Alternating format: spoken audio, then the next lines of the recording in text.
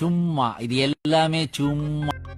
Well, Dhurandhar the revenge second பார்ட்ல இருந்து இன்னும் வெளியில வரவே இல்லை. ஸோ துரந்தர் த ரிவெஞ்ச் அந்த படத்தோட ரிவ்யூ தான் பார்க்க போறோம்.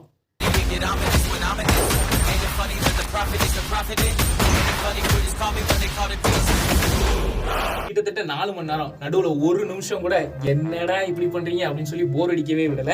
4 மணி நேரம் சீட்டேஜ்லேயே உட்காந்து பரபரப்பு ஃபயர் விட்ட படம் தான் Durandhar. So Durandhar first part பத்தி எல்லாத்துக்கும் தெரியும் அப்படின்னு நினைக்கிறேன். ஒரு இந்தியன் ஸ்பை அங்க போயிட்டு பாகிஸ்தானோட இருக்கிற ஒரு மிகப்பெரிய அரசியல் தலைகளெல்லாம் சரிச்சுட்டு தன்னோட ராஜாங்கத்தை பறிக்க போறாருன்னு சொல்லி போயிருக்காரு. ஸோ அப்படி ஒரு மிகப்பெரிய தலையை சரிச்சுட்டு அடுத்து என்ன பண்ண போறாரு அப்படிங்கிறது தான் பார்ட் 2-ஆ இருந்தது. ஸோ மரணத்திற்கு பிறகு இப்போது லியாரியை யார் ஆட்சி செய்ய போகிறார்? இப்படி இந்த பார்ட் 2 எப்படி இருந்தது அப்படின்னு கேட்டீங்கன்னா வேற லெவல்ல இருந்தது. கதையா இருக்கட்டும், ஸ்கிரீன் பிளேயா இருக்கட்டும், சினிமாட்டோகிராஃபியா இருக்கட்டும், எதா இருந்தாலும் வேற லெவல்ல பண்ணியிருந்தாங்க. ரன்வீர் சிங் அவரோட ஆக்டிங் ஃபர்ஸ்ட் பார்ட்லேயே சும்மா தரமா இருந்தது. அண்ட் அப்படி உண்மையாவே அந்த கேரக்டராகவே வாழ்ந்திருக்காரு மனுஷன் அப்படின்னு சொல்லலாம். உண்மையிலேயே ஒரு ஸ்பையா வேற லெவல்ல இருந்தது.